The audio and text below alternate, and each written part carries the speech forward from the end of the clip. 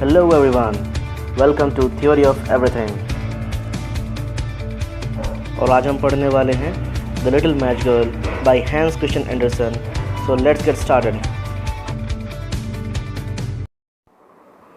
Hello everyone, today we are going to study The Little Match Girl by Hans Christian Andersen।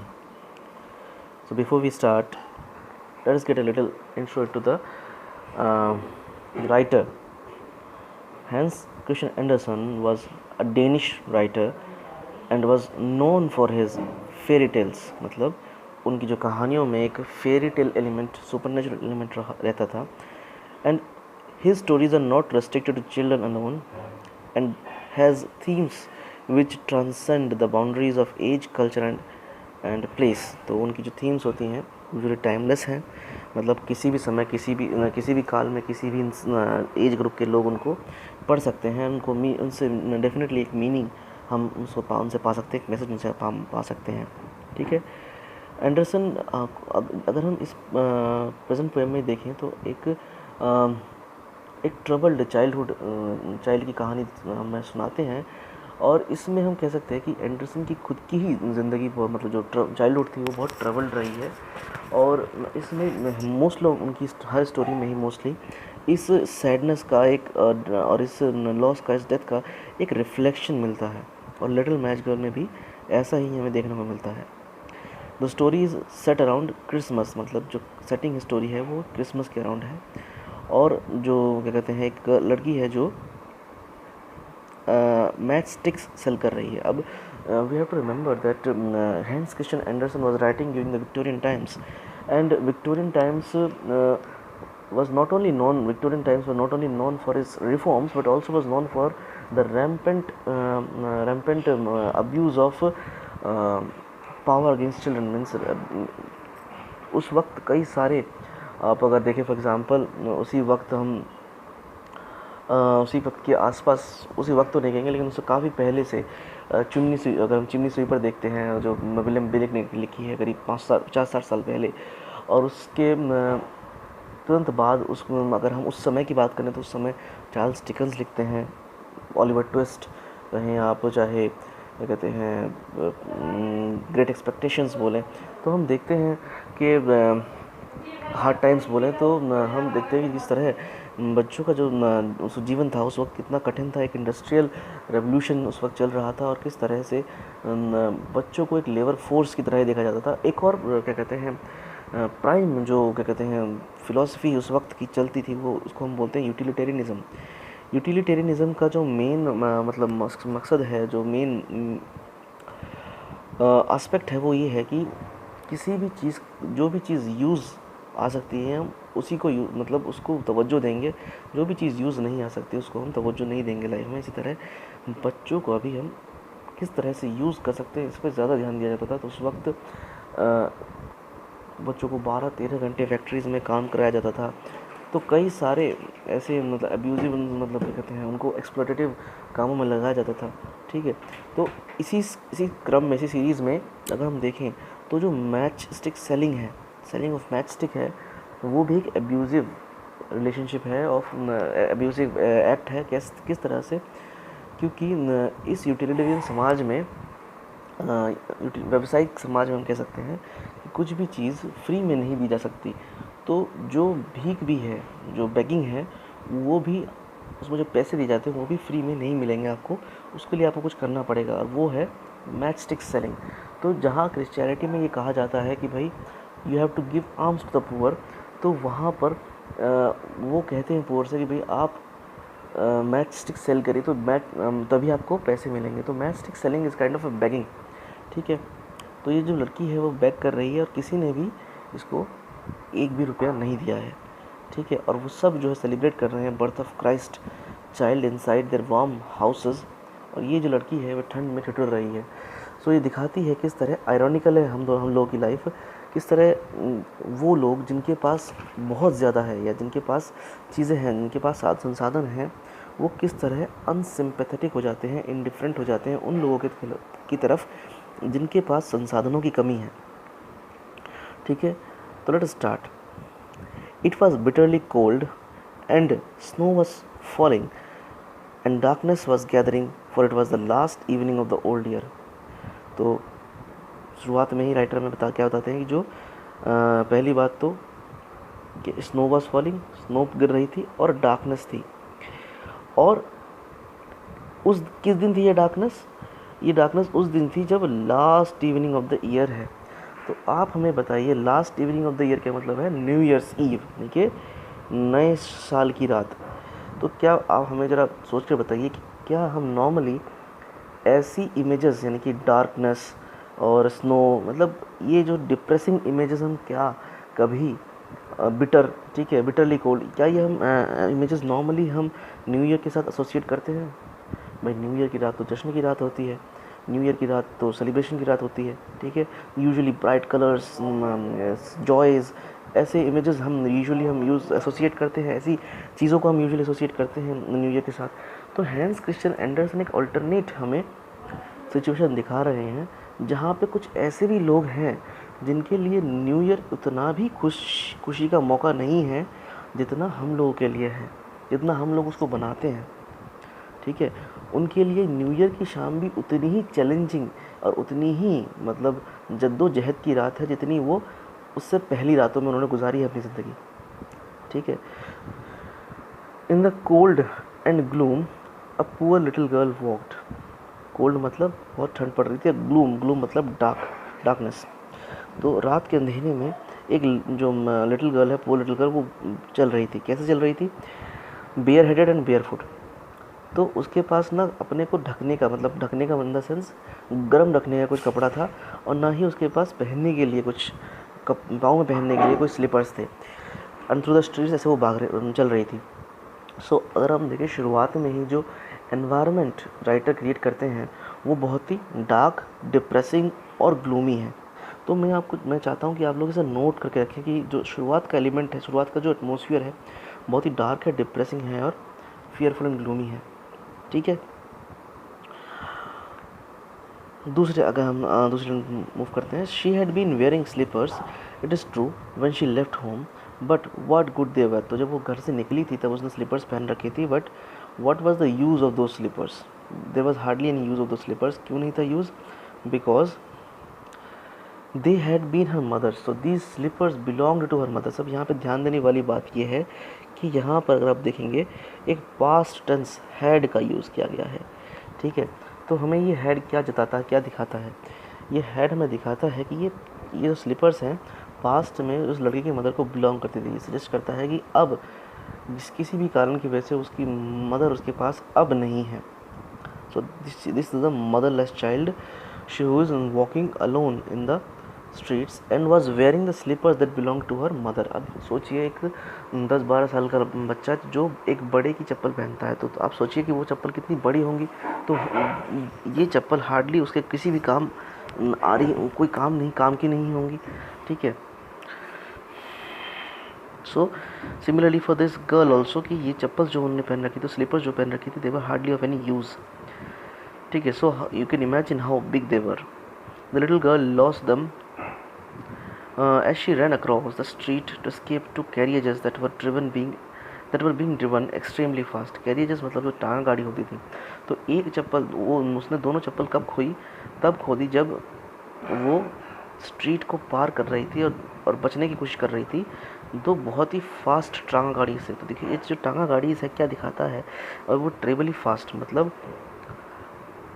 उसको बचना पड़ रहा है। टांगा गाड़ी खुद नहीं रुक रही है, वो फास्ट चल रही हैं और वो उनके पास रुकने का भी समय नहीं है। और इस क्रम में अगर कोई जो है गरीब उनके टायर के नीचे आ भी जाता है तो उनको कोई फ़र्क नहीं पड़ता। ये दिखाता है ये जो सोसाइटी है, जो हैव्स की सोसाइटी, हैव्स मतलब जिनके पास संसाधन हैं, वो इंडिफरेंट हैं, अनसिम्पैथेटिक है towards those who have less और those who don't have anything in life, ठीक है। One slipper could not be find and the boy had run off with the other. तो एक स्लीपर तो मिल ही नहीं पाई और दूसरी स्लीपर जो है एक लड़का लेके भाग गया, ठीक है। क्या कह के भाग गया कि that it would come in very handy as a cradle some day when he had children of his own. तो कहता है कि ये जो क्या कहते हैं चप्पल है एक दिन तब काम आएगी जब उसके खुद के बच्चे होंगे। So this little girl walked about the street on her naked feet, which were red and blue with cold. तो नंगे पैर चलने की वजह से her feet had turned red and blue with cold, मतलब जो पैर हैं बहुत बुरी तरह से डैमेज हो चुके थे उसके, because of walking in cold. In her old apron, she was carrying a great many matches, and she had a packet of them in the hand as well. तो वो she was begging out in the streets, and she had many matches in her apron, and she had some matches even in her hand. But no one has bothered to buy even a single match from her, and had given her a single Penney all day. तो ये देखिए, ये एक बहुत ही contrasting image है, बहुत ही ironical image है. भाई जब हम क्राइस्ट का जन्म मना रहे हैं और जब क्राइस्ट कहते हैं you should be kind to others, उस समय they are not being kind to a little girl who is walking bare, means she is walking bareheaded and barefoot, मतलब उनको उसको सर पे लगाने के लिए भी कुछ नहीं है, सर कवर करने के लिए. तो ऐसी लड़की के लिए the society is showing hardly any sympathy. So this shows how degraded और हाउ मतलब unsympathetic the society has turned out to be. ये इसलिए भी ज़्यादा क्या कहते हैं ज़्यादा नोटिसेबल इसलिए भी है क्योंकि जो पेनी देने का जो काम है वो पेनी देने का जो काम है वो एक वॉलंटरी काम है. ठीक है, आप वॉलंटरीली ये कर सकते हैं. ठीक है, जो पेनी है वो वॉलंटरीली दी जाती है, मतलब आप अपने आप अंदर से आपको दया आती तभी आप वो देंगे. Prettily about her neck, but she did not hold. जो उसकी जो स्नो फ्लेक्स थे, जो स्नो पड़ रही थी, जो स्नोइंग आउटसाइड, तो उसके सर पे जो है कुछ स्नो फ्लेक्स आगे गिर रहे थे. But she did not have time to look out for those snowflakes because at this time she was worried only about selling matches. Even childhood is a luxury. Even childhood is a luxury. Okay, not everybody can have a relaxing childhood. मतलब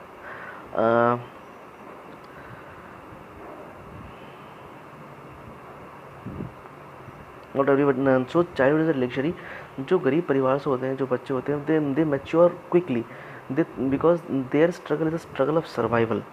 ठीक है, so this girl is also worried only about, is not worried about her appearance. When at this age she should be, she is expected to be, but she is not worried about her appearance, rather she is worried about selling matches. Okay, lights were shining in every window but she did not think of her appearance right now. Okay, and there was a glorious smell of roast goose in the street, for this was the New Year's Eve and she could not think of anything else.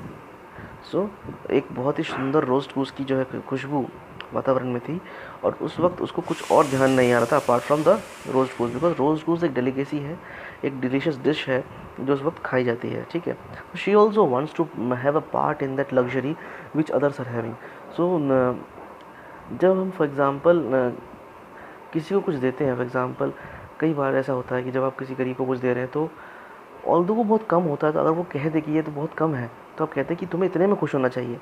लेकिन हम ये खुद की तरफ से नहीं सोचते हैं क्या वो हमारे लिए सफिशेंट है. अगर वो हमारे लिए जो चीज़ हम उसको दे रहे हैं वो अगर वो हमारे लिए सही नहीं है, हमारे लिए सफिशेंट नहीं है, तो उसके लिए भी नहीं होगी. हम ये मानते हैं कि उस गरीब को उस चीज़ में रहने की आदत है और उसको ऐसा ही रहना चाहिए, लेकिन ये हम कभी नहीं समझते कि उसके मन में भी ये इच्छा हो सकती है कि ही और she wants to live as good a life as we are living. ठीक है, so that's why she also, this Hans Andersen shows that she also wants to have those beautiful things which the others have in this world. She huddled down in a heap in the corner formed by two houses, one of which projected out into the street. तो एक जो घर था उसमें वो जाके बैठ गई एक दो घर के कोनों में. She went and sat. ठीक है, and she tried to warm herself. कैसे उसने वार्म करने की कोशिश की? She tucked her little legs under her and she felt colder. Still she felt colder and colder. ठीक है, तो जितना उसने अपने जो लेग्स हैं उसको अपने इकट्ठा करके वो बैठ गई, अपने हडल होकर बैठ गई, इकट्ठा होकर बैठ गई। लेकिन जितना वो अपने आप को, अपनी बॉडी को इकट्ठा कर रही है, लेकिन still she is feeling warm and sorry colder and colder. She did not dare to go home. वो घर नहीं जाना चाहती थी। क्यों नहीं जाना चाहती थी? Because she had sold no matches and earned not a single penny. तो ये बहुत एक क्वेश्चन आता भी है कि वो घर क्यों नहीं जाना चाहती थी। घर इसलिए नहीं जाना चाहती थी कि उसने एक भी मैचेस नहीं बेचे हैं और एक भी पेनी उसने नहीं अर्न की है। और उसके पिता जो है, उसके फादर जो है, he will be sure to beat her and beside it was cold at home, for they had nothing but a roof above them, and the wind whistled through that, even though the largest cracks were stuffed with straw and eggs। तो पहला reason ये है कि जो उसके पिता है वो he will be his father will be sorry her father will be beating her। Second, in the name of home they only had a roof। ठीक है, घर के नाम पर बस उनकी सर पे एक छत ही थी। And even that roof had very big holes in that from which air whistled, so it was very cold in that house, so it will make no difference going to home, it will not be warmer there। another reason could be this, another thing that we can infer, जो हम से जान सकते हैं कि that house was not only physically cold but also emotionally cold। भाई कई बार क्या होता है कि चाहे चीज़ें कितनी ही ख़राब हो, आप घर जाना चाहते हैं because there is someone to care about you, so there is an emotional warmth that is there in the house, the promise of emotional warmth, emotional companionship. लेकिन ये प्रॉमिस जो है इस लिटिल गर्ल के पास नहीं है, because she has a abusive father who will beat her for not being able to sell a match. So this shows there is a lack of emotional warmth at their home. So this home is not only physically cold but also emotionally cold. Okay.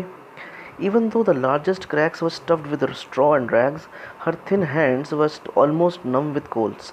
तो जो largest cracks थे उनको although उसने her thin hands were numb with cold, जो अब वो कोने में बैठी है और उसके जो हाथ हैं वो ठंडे हुए जा रहे हैं। If only she dared to pull just one small match from the packet, she wondered if only she could take out one match and strike at the wall to warm her fingers।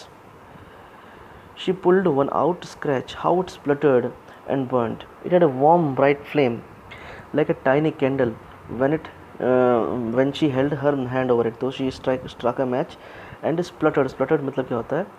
Starting or stopping with a bursting sound। तो जो match started with a bursting sound, so as she was covering the match, it appeared to be like its flame appeared to be like a candle। What a strange light! It seemed to the little girl as if she had been sitting in front of a great iron stove that with polished brass knobs and brass ornaments। So this girl had been desiring a little warmth for physical warmth for so desperately that even this little match appeared to her as a great iron stove। Another thing we can say about here is that with each match she strikes, she sees visions। These visions are symbolic of her dreams, which keep her alive, which is keeping her alive। This also shows that although the life of this girl is very troublesome, very troublesome and very unsympathetic towards her and unfulfilling, unsatisfying, even then she has not lost hope in life। She has dreams and she wants them to be fulfilled, and these visions are the only medium by which her expectations, her hopes can be fulfilled। ठीक है। So this great iron stove which she sees is symbolic of her longing for warmth as she was dying of cold। ठीक है। The fire burned so beautifully and gave out such a lovely warmth। Oh, how wonderful that was! The fire burnt very beautifully and it was giving out a warmth, and to her it looked very beautiful, wonderful। The child had already stretched her feet to warm them too। Out went the flame, the stuff vanished, and there she sat with the burnt match in her hand। अब देखिए जो burning match है और जिसके साथ जो vision जो आता है, this match is a symbol of hope। ठीक है, this match is a symbol of hope। ठीक है, this match is a symbol of hope किस तरह से match is a symbol of hope? Because with each match comes a vision, with each match comes a vision, और इस vision से ही उसके जो ड्रीम्स है वो फुलफिल होना हो सकते हैं. जैसे ही ये match goes out, that vision stops and she is a face to face with the harsh reality, the life which is unfulfilling and unsatisfying. ठीक है.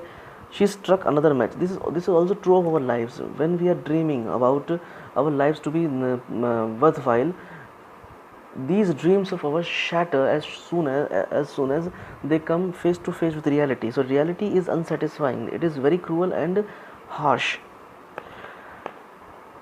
This reminds me of Sir Philip Sidney's this an apology for poetry. Yeah, an apology for poetry, where he argues that the world of dream is the world of poet is the only world that is worth living for. So here also the world of dream is the only world which is fulfilling and satisfying. She struck another match. It burnt clearly, and where the light fell upon the wall, the bricks became transparent like a gauze. Sorry, like a gaze. So the bricks. So she struck another match, and she started seeing. She started seeing another vision. So the wall became transparent, and it became as transparent as a gaze. She could see right into the room where a shining white cloth was spread on the table. तो table पे shining white cloth है और उस पर it was covered with beautiful China at the centre.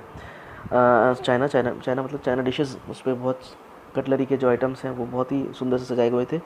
And in इसके middle में क्या था, एक रोस्ट गूस था stuffed with prunes and apples, steaming deliciously. तो एकदम गर्मा गर्म जो है एकदम तंदूरी चिकन जो है सेंटर पे रखा हुआ था. And she wanted to eat it. And what was even more wonderful was that the goose hopped means jumped down the dish, waddled across the floor. So this goose, she saw that the goose jumped down the table, and waddled means moving side to side in order to move, because the roast goose does not have any legs, so it is moving on it, the only bones left in his body. ठीक है, in the girl's imagination actually. ठीक है, it's waddling from side to side with a carving knife and fork in its back. ठीक है. So the goose is symbolic of the hunger and starvation which the child is suffering. Okay, and it came straight up to the poor child.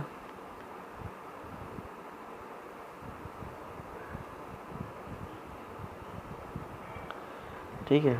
It came straight, and then out went the match.